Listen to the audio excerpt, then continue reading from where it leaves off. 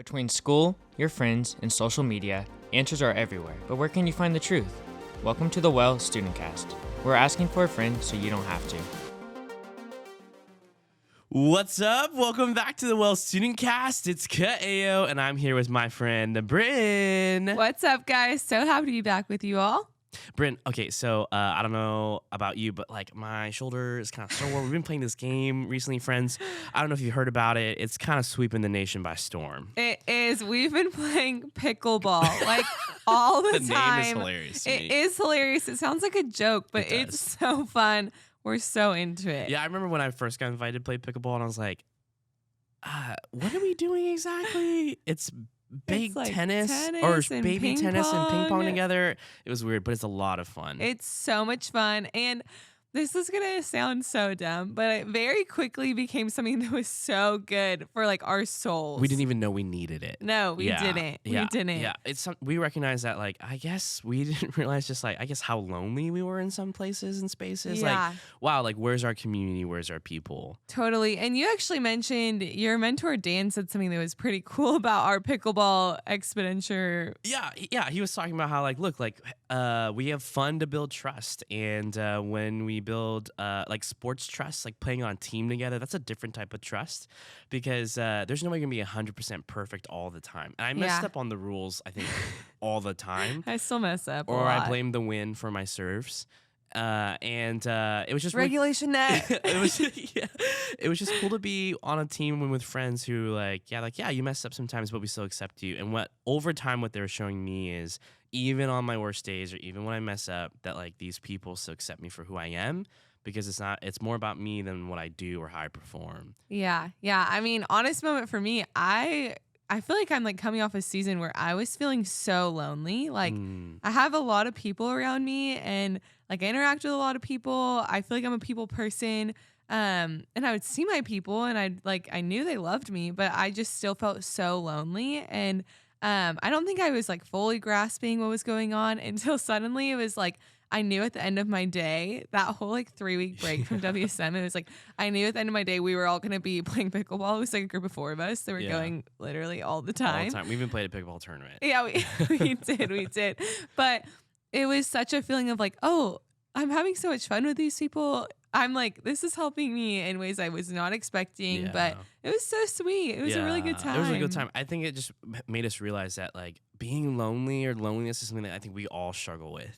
Yeah. And I had a lot of conversations, both of us had a lot of conversations with students recently, and a lot of them were just like, I just want to know how to make friends. Totally. And it's not in a sense of like, I don't have any friends, but it's just this like literal epidemic going on in society right now where it feels like there's just this loneliness. And it's like, I know people, but I don't feel known. Yeah. Well, I think social media kind of plays in that.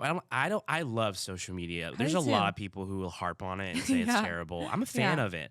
But I think one of the things of it is that we know a lot about people. Totally. And there's this highlight reel always out there. Right now, I see that. I'm like, oh, everyone has their people. Yeah. Like, they're always hanging out. They're always having a ton of fun. And I wish it was me with my people. And I remember a mentor said to me, and she was like, hey, I follow you on social media. I think the same thing about you. And then we talk and I'm like, she's kind of a hot mess right now. But I think we have to remind ourselves of that sometimes, like, oh, I might be putting out the same thing that I'm seeing from everyone else that is hard. Yeah, that's true. And so that brings us up to our question because we actually had a lot of friends ask this question. Yeah, a lot of them. And essentially they asked, right, Brynn, what they asked? They said, who are your ride or dies, or how do you find your ride or dies? Yeah.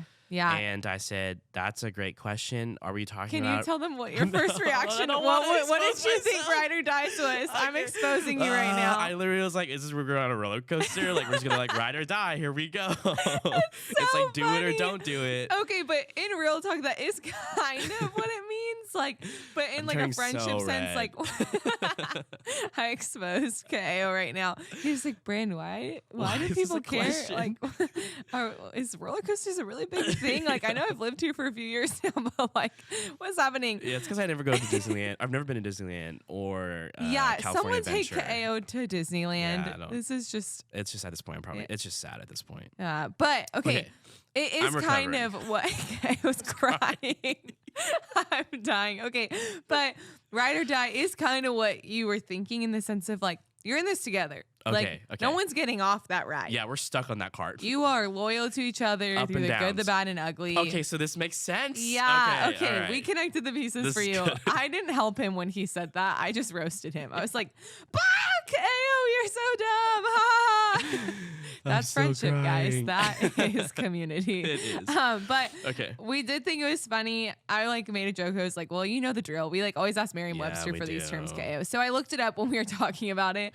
And Merriam-Webster says that ride or die is a colloquial expression of extreme loyalty to someone or something. Okay, this makes sense. Yeah. It vibes. Vibe check. Brynn, I think you found a better version, right? You were talking about you found this quote that was something about addition. Oh man. Okay, yes. I found this quote that says that this blew my mind. And don't quote me on this because I don't know Where this came from? I don't Okay. know if it's super accurate. I think it is, but it said that you are the sum of your 5 closest friends. And I was like, oh my gosh, okay. Yeah, that's brilliant. You guys are gonna be like, shut up about pickleball. We don't care about it. But legitimately, we've been playing pickleball.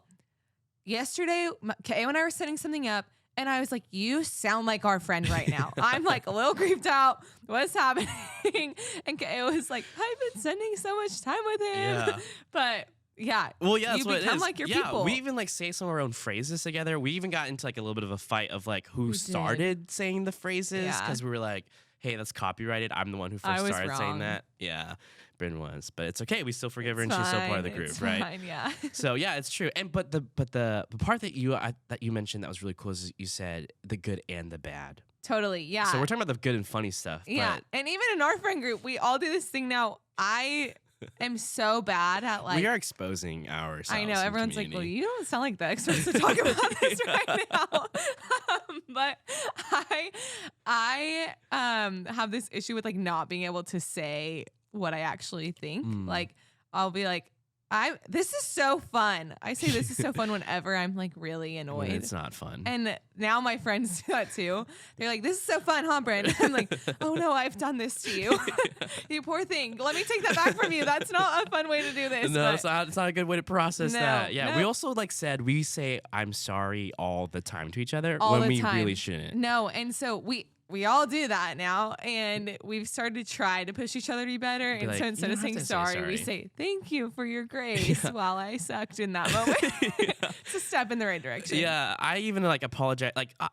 We all have our own things and things that we're struggling with, and I apologize for I was like, hey, really sorry. I was being kind of sappy or something, and one of my friends was like, hey, can you do me a favor and take back that apology? You don't need to That's so apologize for sweet. being you. That's so And I was sweet. like, thank you for calling me out, but now I feel like I need to apologize again. Oh yeah. And so I think I think the good things and the bad things, right? The sum of it and how they push us to Totally. be that. So then we have to ask the question, how do we find them? How do we find them? This is an important thing, obviously. I mean, all these Yeah. examples we used is funny a little bit, but this is really important. Your 5 closest people, if that's the sum of who you kind of are, what you end up doing, that's important. And so how do we identify them? There's this book. It's called Find Your People. I have it up with me right now, but it's by Jenny Allen. Yeah, not and sponsored. Not sponsored, but she talks a lot about how to find real, true, deep community in such a lonely world. And she backs up with scripture, all through biblical lens. But she had a list on in the first chapter,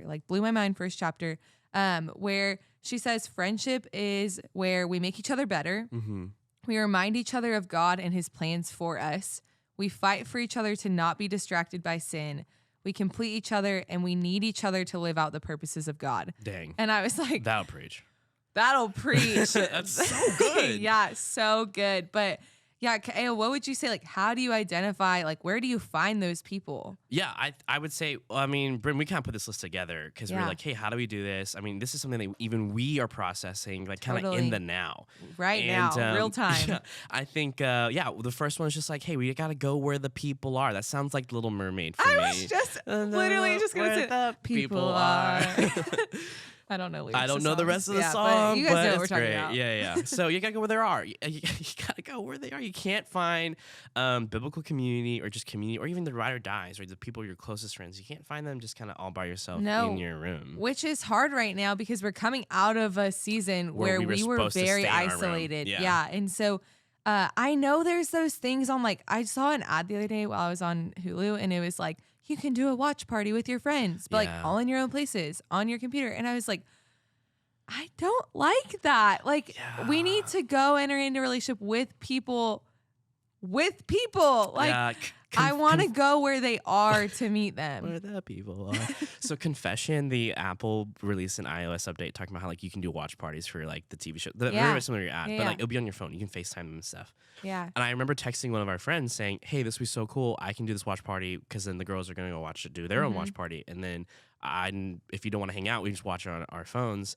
And I remember being like, I was super excited because of the idea, but what I was excited about was doing it with somebody. Totally. But what I realized was that's no different than me sending a TikTok to my friend. It's literally, you're just both on your phones. Yeah, it's not community. Yeah. And I think we've mixed that up. So, but go where they are, right? Go where they are. And what does that mean? Where do you go? Well, you got to go where the people are, the people that you want to be part of that community. Yeah. So if I really enjoy like pickleball, I should probably make myself more available and be going to where pickleball is played, which is like tennis courts or actual pickleball court areas. Yeah, yeah.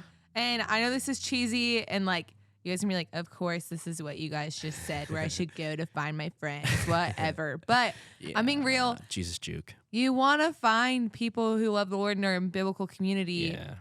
Like, where's the best place to find them? Go to church. Go to church. Like, plug in somewhere. Which brings us to our next one. Get involved. Yeah, serve together. We found that oftentimes when you are shoulder to shoulder someone, it actually helps you build those conversations because you have a shared experience together. Yeah. And that allows you to be like, hey, we have something at least in common that we both experienced together, and we can talk about it.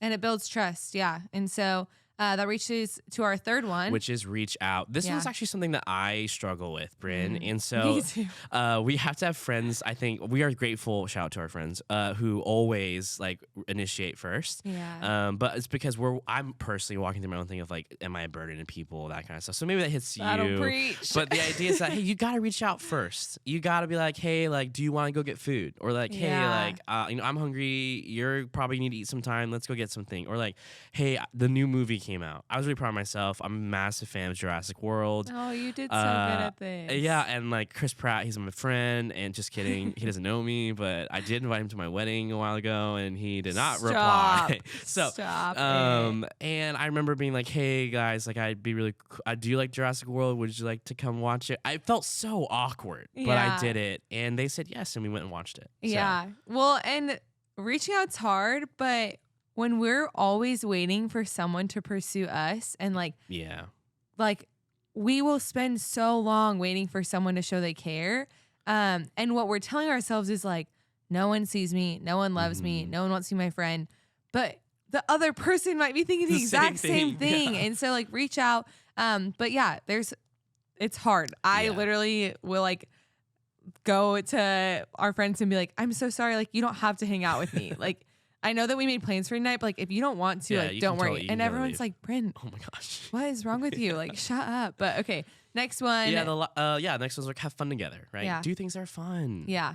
Like pickleball. Make memories. We're like just making this a pickleball promo. But the last one that we were gonna kind of like enter in on a little bit throughout this whole episode is be willing to be vulnerable and enter in. I think it's easier to say we're like a surface level friendship and just like, like we do all these things together, but you again are running that problem of like, I know people, but I don't feel known if you're not willing to enter in. And so C.S. Lewis has a quote that says to love it all is to be vulnerable. And Jenny Allen actually says in her book, you will only be as close to a friend as you are vulnerable with them. And it just, I feel like that goes again, back to that.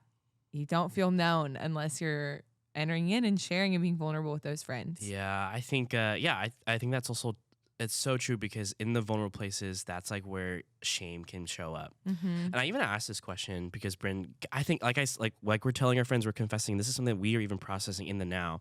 And after hearing like just a lot of our students saying like, what are friendships? How do I make more friends? How do I, the question we're asking is how do I belong? Totally. To intimate community where I feel known and I know others. How I can allow people to be there for me and be there for them.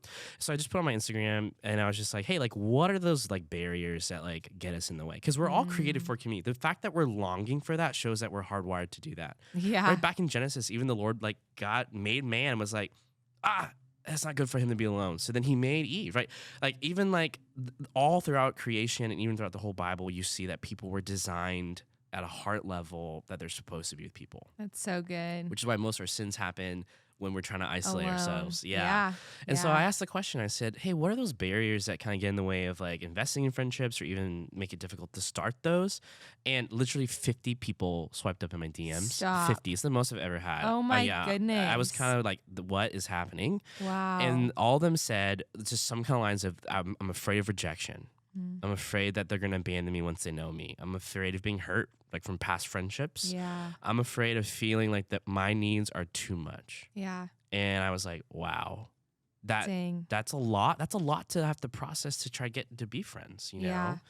And I mean, I think like that's all so real. Like, I want to affirm or like just like let you know that we see you. Yeah. And like, as someone who struggles with this a lot, it's such a real fear. And I'm sorry that people have hurt you to make you feel like this isn't possible. This design for community isn't possible. But I think my encouragement for you in that is like, don't let imperfect people affect the way you view like our perfect God's design for our community. Yeah. And so, how do you like combat KAO these fears that are real when you're going into a friendship? Yeah, I think I have to just talk from my own experience. We here at the Well kind of talk about, hey, like draw a circle around yourself. And so I'm not going to say that this might work for you or this is like, 5 easy steps for you. Yeah. But for me, I have to choose Jesus first. I found that the reason why some of these fears come up is because I'm actually trying to put my friends where God should be first. That'll preach. And then I'm trying to gain all that love and affection and identity from them and not recognizing that we actually should be getting all that from the Lord. Yeah. And then an overflow should be our friendships. Yeah, because in reality, if those people are in the spot that the Lord should be, you're actually not loving them well. Yeah. You're putting them in a that's deep. spot Yeah. where the only thing they can do is fail, right? Yeah. and disappoint you. And so that's not a good feeling. And yeah, I think that's such a good point. And I think also like in that fear of rejection and hurt and stuff, in a healthy way, speaking that out, don't like dump that on them. Like, hey, like I'm so afraid of being hurt. And so if you hurt me, my life is going to be over. Like I'm putting all of my relational trust into you now. That's us putting them like God. Yeah. Right? Yeah. But I think voicing that out in a healthy way of just like, hey, like even affirming the things they do right. Yes. Like, hey, like when you asked me to get lunch, that really mattered to me. Yeah. Like that made me feel so seen. And I'm so happy we got to have this lunch together. Yeah. Looking for the things they do well and the way that they do show up for you, but also just saying like, hey, like elephant in the room, or not, maybe not the elephant in the room, but like just something I want to let you in on Bird in is the like, sky. I'm like,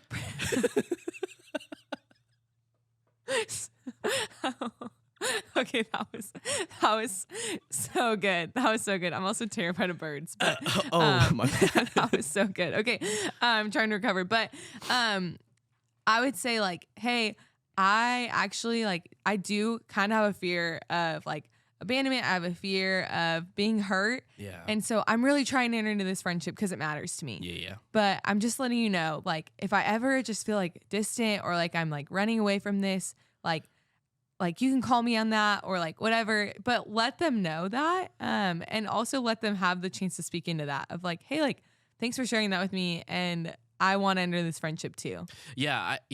I've actually decided to do that recently, being like, and it's really a scary place to be like, actually, here's how I'm broken. Yeah. And I'm choosing to trust that you're going to perceive me in a way that I feel like is good. But I remember even telling one of my friends being like, hey, look, like,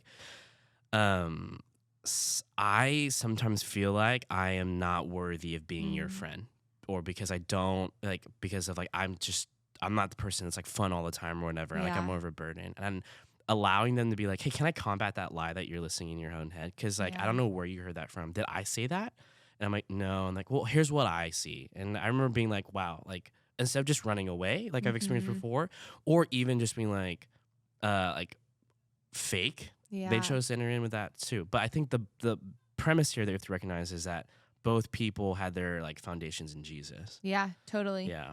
Another thing that you mentioned that people slid up on your Instagram story and said was that a handful of people like wrote in and were really bold and That's said right. that they are tired of being there for people when no one's there for them. Yeah. I that was hard for me to read because I think in times I've even been like, yeah, I'm done being with your friend because I feel like it's like a one-way street. Yeah. And I think that's like also a barrier for us too, is if we recognize that maybe we have been those people. Totally. Where we have been in a season or many years of seasons of taking. Yeah. And not recognizing that we need to ask the questions first. Brynn, I don't know about you. I often feel the most seen when for the first time, or it's not the first time, but usually the first exchange, someone asks me how I'm doing first. Yeah. Yeah. I mean, we joke about it, but like sometimes we'll have coffees and I'm like, okay, I'm showing up with my friend right now. Yeah. Like, and I'm like, We're okay, here. I'm going to be honest. I like struggle with like being fully like, yeah, you can know me a little bit, but here's how I'm really doing. And so sometimes I'll be like, okay, I'm going to do it today. And I show up and then literally it's like 30 minutes of like, okay, you're doing great. Okay. Oh, and that happened. Oh, okay. And that happened too to you. Okay, great. All right. I'm not going to talk. Yeah. And so I think ask your friends questions. I made a joke with some of the upperclassmen girls that were reading this Find Your People book with. And I was like, hey, like when you guys, a lot of them said they like go on night drives with their friends over summer. Like Wow, that's kind of like what they do. Expensive hobby. Which it is. But that, I mean, I think it's fun. So they go on night drives, whatever. And I was like, hey, I mean, sing your songs, have fun, roll the windows down. Oh my gosh, love all of it. But when's the last time you got on that drive and like looked at your friends and said, hey, like, how are you guys really doing? Yeah. Or like, hey, how do you rest in this season? Or like, that's a hey, like, question. do you feel known right now? And all of us laughed while we were like saying this. Everyone's like, bah, ha, ha. Like, no, we would never, like, we've never done that. Like, we're laughing, whatever. But what would it look like? Like, what would it look like for you to enter into a conversation with your friend and be the first to ask a question like that? Yeah. Not with the expectation that they ask it back to you, but like, I don't know if we ask each other questions like that anymore. I don't think we do. I think we're worried or we're scared. I think there's a lot of those fears that come up that prevent us from doing that. Totally. Even guys don't do that either. Yes, I mean we're doing a lot of lady examples. Gentlemen feel like they don't need community, or their community is just like we're hanging out and that's about it. And then, but then we find that like the deepest guy friends that we have is the ones that we've actually decided to open up to. Yeah, totally. I wonder what the world would look like if we did that more. I'm just saying. Yeah. What's the word that is it autonomous? Like we live. Yeah, an sometimes autonomy. our like our pride is like I can do all of this on my own. Yeah. And I just don't think that's how God designed us. No, I think the reason why He designed us is to recognize that we needed to be dependent on Him ultimately, and then to be in community, to be dependent on others as well, right? Totally. Like the whole body doesn't function on its own self, right? Like there's many parts to the body, and they all have a role to play because we're supposed to be intertwined on purpose, for purpose, together in community, right? Like, I don't know. That's just think what I'm saying. The last thing that I just want to hit really quickly. We need to, yeah. Those are a few things that get in the way. There's so many more. You should process those out for sure in community. Absolutely. I mean, because we're just starting the conversation. We're just starting the conversation. But there is one thing that I just want to address because some of you listening might be like, I'm just now starting to take my faith seriously. Which if you are, plug for an episode earlier with Zach Drew about how to take your faith seriously in high school. But you're like, I'm just starting to take my faith seriously. And some of the things you're saying, like, I don't think the people that I've surrounded myself with, I don't like the things you're saying that just doesn't line up. Are you saying I need to change all my friends? Maybe. Yeah. But that's not like, yes, we're like called to be lights in the darkness. And so we're not saying like dip out on people. Real talk for me, when I like came to know the Lord after like a lot of partying, a lot of bad decisions of who my people were, I did a really bad job at this. Like, I just was like, I need to get out of here. And I dipped in a really unloving way. And kind of just ghosted a lot of people. And so that I wish I could take back, like really do. But I think from learning through that experience and my own hurt that I caused other people, I think there's a way to do this in a caring way where you still like love them, but they might not be your ride or dies anymore. Yeah, exactly. Yeah, you can be friendly and point people to Christ without allowing them to be like your like, deep community, right? Yeah, exactly. 1 Corinthians 15:33 says, do not be deceived. Bad company ruins good morals. And I think we have to take that seriously, right? Or I saw a quote from the porch that said, your friends are stronger than your convictions. And so like you might be super convicted over the way you're acting, but like our people pleaser comes out and we're like, but you're my people. I'm going to still go this way. And so I think the line that I found in this is like, because again, I'm not saying like just dip on all these people, but if they are pouring into you, you're like non-believing friends or the friends that like aren't kind of what we talked about in this episode. Like if they're pouring into you more than what you're pouring into them, you're not actually being a light to them anymore. Yeah. Like there's that like very cliche analogy of it's easier to pull someone down I was off just a about to say chair that. I than was if just you about to pull them say on. that. Yeah, I was literally just about to say and that. so I think find your people who are like your ride or dies that you go and process the hard things with, and that you allow them to like pour into you and push you to be more like Jesus. Yeah. And then you can also like invite those other friends into that, or like go get lunch with them. Yeah. Still see how they're doing, but maybe they're just not your core people anymore. Yeah, right. Yeah. The author in Hebrews says in Hebrews 10, 24 and 25, like, how do we encourage, how do we stir up love in one another, right? Like, how do we do that? And that's like, that's what community should be. How do we continue to point people towards Christ, encourage them to do, a life, that's after Jesus, you know what I mean? And so I remember, my headset is falling off. I need to get a haircut, or many hairs cut, as dads say. But if we wanted to sum this up, Brynn, I think we have to recognize that we have to recognize that we need people who are following after Christ. Yeah, right? totally. And for the people out there who are like, okay, great, like I recognize that I need to find my ride or dies, or I need to invest in my community. Like, what's like 2 things that you'd be like, hey, like here's what I want you to do next? I would say one is be willing to dive in and invest in them. Ask those people to lunch and ask them a few questions that are below what is your favorite color. Yeah, or ice cream flavor. Yeah. And then the second thing is I would say it's going to be messy and they're going to disappoint you. And so when you choose people you're going to invest in, go to lunch with them. And the first time that they mess up or don't meet an expectation, don't say, all right, this isn't working. Yeah. I got to find my new people that I'm going to jump to invest in. Like, they're going to disappoint you. And so what do you do with that and move to the next, like, okay, let's keep entering in there. Yeah. I would say you got to find people who are for you and that love you enough to tell you the hard things. Totally. That they love you enough to not leave you there. They want to point you towards where Jesus is, and that you guys do that together. That would be my thing. And then the second thing is, look, this takes time. Yeah. I think oftentimes because just the world that we live in, we're like, okay, I need to find instant friends, and then we're going to be instantly connected. But we have to recognize that if it's always just instant, is it not just shallow? And so, or like a Band-Aid for something else. Yeah, exactly. We're trying. Yeah, that's a whole nother podcast. How do we cope, right? But the idea is like, it takes time. Trust takes time. Relationships that matter take time. And so I would say, like, lean into the process. And I think one really cool question I think people should ask other people is, how can I be a better friend for you? Yeah, that's so good. Well, I hope you guys heard today that community and like biblical community can be fun. It can be a lot of fun. You can play pickleball together. Yeah. That's so fun. But it can be fun, but it can also be real and you can be known, and that's possible. And so we hope that's encouraging to you guys today. Reach out to someone this week and ask them to get lunch and ask them a few good questions. Yeah, tell us how it went. Yeah, please do. Well, we will see you next time on the Well StudentCast. As always, we love hanging out with you, and we hope you have a great week. All right. Bye guys. Thank you for listening to this episode of the Well StudentCast. As always, don't forget to subscribe and tell your friends about us. For more information about the Well Student Ministries, visit thewellcommunities.org/students.